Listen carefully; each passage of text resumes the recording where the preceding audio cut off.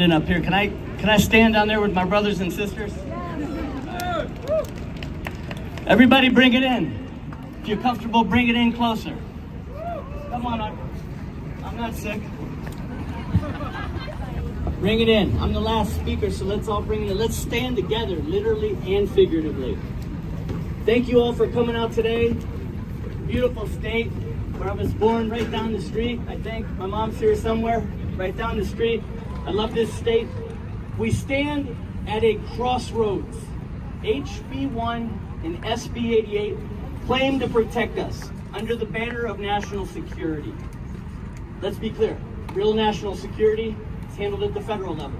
CFIUS, the NSA, Homeland Security, not by some patchwork state laws that discriminate people based on their ethnicity or birthplace. Labeling anyone hostile isn't security, it's politics, right? Right. Yeah. These bills threaten our communities, all of you, all of the communities, our economy, our values. They target legal immigrants, our neighbors, doctors, teachers, business owners, barring them from owning homes and businesses, even forcing some to sell property they already own. This is a revival of discriminatory policies from a painful past. These bills threaten to close the door on opportunities to everyone, not just our immigrant friends.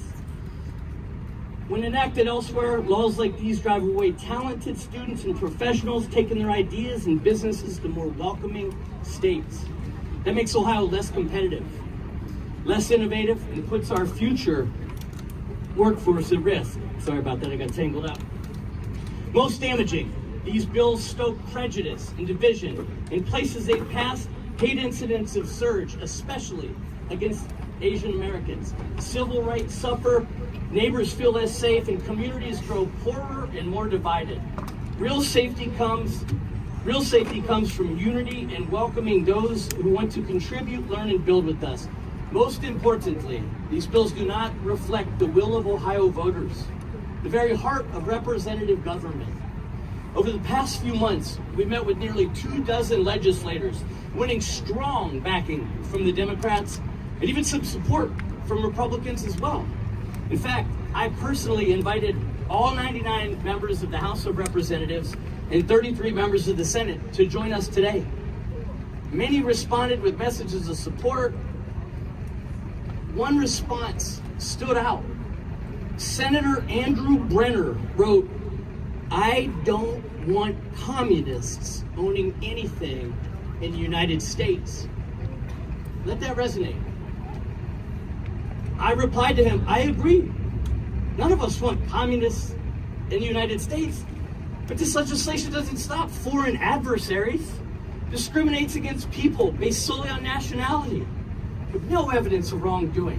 I reminded him that 1,631 of his own constituents would be directly impacted by this legislation.